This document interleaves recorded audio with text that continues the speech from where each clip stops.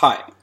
So I decided a few weeks ago I wanted to start making content, videos. I feel like I have things to say and blogs aren't with it anymore, so I've got to actually talk to you about what I want to talk about. Last time it was about how movie theaters are pointless and outdated, but to be honest, I don't really have a general theme. I'm going to be all over the place until I find my niche. Today I changed the air, I cleaned the air filter, I changed the spark plugs, and I put a brand new battery in my motorcycle. And I should have videotaped that stuff, because those repair videos get all sorts of views. But I didn't, but maybe someday I'll talk about my bike. What I want to talk about today is a band, and specifically an album. I want to do a review of an album that came out like a year ago, because I'm timely. Foo Fighters' Concrete and Gold. And it's because I think it's different than any other Foo Fighter album. I still just think about it a lot. I think about the tracks, and I want to be able to talk about it. And it's not all good, which is crazy for me to say. Ever since I first saw Monkey Wrench when I was a kid, I've just been on board and fully on board with Foo Fighters. I have, all of them, including Taylor Hawkins and the Coattail Riders. The only one that I don't have is Sonic Highways. I don't have a physical copy of, but yeah, I've got them all, and I love them. This one is not, from start to finish, my favorite. Definitely Wasting Light is my favorite. It is their best one, for sure. This album, though, although it has some songs that I'm lukewarm on, a couple I don't like, it also has some that are their very, very best. And I think that's why we should talk about it, and I'm going to try and ramble as little as possible, because your time is precious. And I have some music even queued up at some point, but I can't play it too much because I don't want to have any copyright issues. So I want to go through track by track from the songs that I like the least to the songs that I like the most. And hopefully you get some enjoyment out of this. I want to start with the title track, Concrete and Gold. It's the last song on the album, and I'm glad that it's there, because then I don't even have to skip it. I just stop before I get to it. I don't like it. I don't like the sound of it. I get kind of what he was trying to do. I like that he wanted to have that nice harmony vocal and go from the downtrodden, dreary to something nicer, but I don't think the nicer is nice enough, if that makes sense. And I don't know, it's just, I don't really like it. That's all there is to it. Second off, the second least favorite song is T-Shirt. It's the first song on the album, and I'll tell you why it's my second least favorite. When Color and the Shape came out, this is the 10th anniversary edition. When Color and the Shape came out, their first track was Doll, and it was slow and kind of like, is it supposed to be funny and weird? And it's like that's what they were trying to do with T-Shirt. The problem with that is that This Is a Call is the first track there.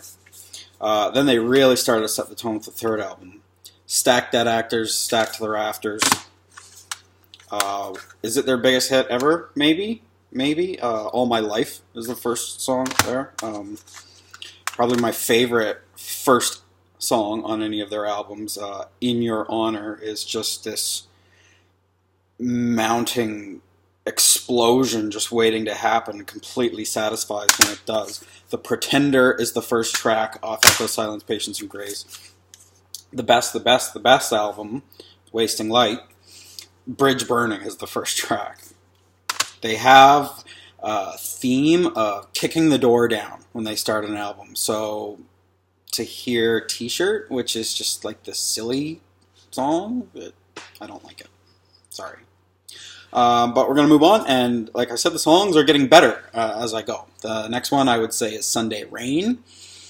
I think it's kind of boring. I like that Taylor sings, but it's just kind of a boring song, and I think that the reason that it made the album, if I'm going to be cynical, is because Paul McCartney drummed on it, and why wouldn't you want to be able to say Paul McCartney drummed on one of your albums? But I don't really think it's that great. That's it for that one. 0 Hour, Happy Ever After, I would say is the next one up. I didn't like it at first, but it's grown on me. honestly. It's mellow. It takes a step back from the rock. The lyrics at first I found repetitive. Some of the verses, though, I've really grown to like. It's got a nice feel to it. And for unique feels, the next one is track 3 on the album. It's called Make It Right, and it sounds like if a rock band from the 70s was going to make a song using today's production equipment. It sounds very retro but modern at the same time. My dislike of this song, and call me a prude if you want, it's got an F-bomb in it. And the problem I have with that is, one of the reasons I really like Foo Fighters is I don't have to worry about any of that stuff. And I've got kids, and I like to be able to listen to the music that I like with them. I don't want to have to shield them from anything. They're pretty young, and I don't know. It's like a little tiny bit of turd in a brownie, I guess. It's not a big deal. I've got editing software. I just cut the line out of the song, and it's still fine. And if it's not a problem for you, then great. And if it is, then it's easy enough to deal with. Or just don't listen to that one song. I would say everything after that, though, on this album is just a home run. Arrows took a little while to grow on me musically, but the lyrics, once I paid attention to the lyrics, especially of the chorus, I just really started to appreciate it. Arrows in her eyes, fear where her heart should be, war in her mind, shame in her cry, arrows in her eyes, tears in her arteries. He changes it when he repeats it. War in her mind, shame as she cries, fire away. And as he screams that, it's really good. And speaking of screaming, next song up, we're getting higher and higher, is Run. And it's like Foo Fighter mainstream sensibility, straightforward rock and roll mixed with like screaming. Dave is a great screamer, and a lot of the time he doesn't on Foo Fighter tracks, and he just does, and he goes for it. And it's so good, and it's so exciting to listen to. I really like Run a lot. Almost as much as I like the next song, which is called La Dee Da. It's song number 5 on the album. When I first heard it, I thought, I couldn't stop thinking about the producer. It was the first time who worked with him, and I thought, is this song overmodulated? It sounds like it's not right. It sounds like there's something wrong with my speakers as I was listening to it, but I don't really hear that anymore. I just hear, man, it's awesome. It's so good. It's really, really, really just pedal to the metal. I love La Dee Da, and if you know this album, then you love it too. And if you don't know this album, then you need to find it and hear it about 10 times and love it too. The only stuff better than La Dee Da on this album is the most unique song Foo Fighters have ever made, Sky is a Neighborhood. I think it's the most unique song they've ever made. And I feel qualified to say that because I have all the albums, seen them in concert, I've heard of pretty much all the B-sides that I know of anyway. I know about In Love with the German Film Star, okay? So I can say Sky is a Neighborhood is unique. It's magical to hear. It's so different and really great, and I just want to hear it again and again, and it's stripped down, and then it's so full, and I think that this is where picking the new producer really paid off for them. I think that it was just an excellent song. Would be one of their very best ever, and would be the best song on this album if it was not for the best song Foo Fighters have ever made. Ever. It's called Dirty Water. And they've had a trick where they have a song that kind of starts slow and mellow, and then it ramps up, and then it really kind of blows up. Like, they did that a lot on Echoes, Silence, Patience, and Grace, which is great.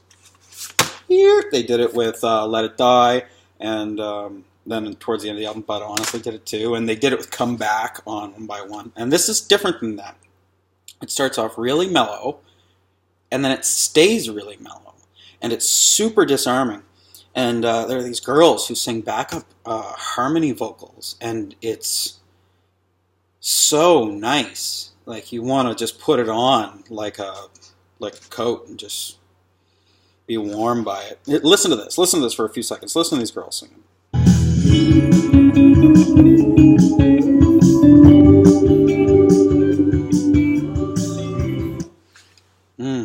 I don't want to play any more than that, though, because I don't want anyone to yank this video. But, man, it's nice. And you think, okay, they're going to do that for the first verse, and then they're going to... And then they don't. It's nice through the chorus, and then it's nice in the second verse. And instead of ramping up, what it does is just explode. And the last 2.5 minutes of this song is just... It's so much. I don't want to give away any of the surprise. I love the lyrics. I love the screaming. I love the guitars, the drums, everything in Dirty Water is perfect. It's their best song. If you've ever heard Foo Fighters before, it's their best song. If you're someone who kind of knows them and you think that Everlong is their best song, you're dead wrong. I don't know why everyone loves that song so much. It's okay. It's okay. Dirty Water is so much better. Please go listen to it. That's it. That's it for today. Sorry I rambled a little bit. I got passionate about that song. Passionate about that album. La-Di-Da is so good. Skies and Neighborhood is so good and so different for them. And Run. I was at work and I get this little note on my phone, a YouTube notification that a Foo Fighter video is dropping. What is this? And I sneak on my headphones and I'm just trying to contain myself at my desk as I want to just explode with excitement. Foo Fighters are my favorite band ever. Ever. More than the Tragically Hip. More than U2 ever was for me.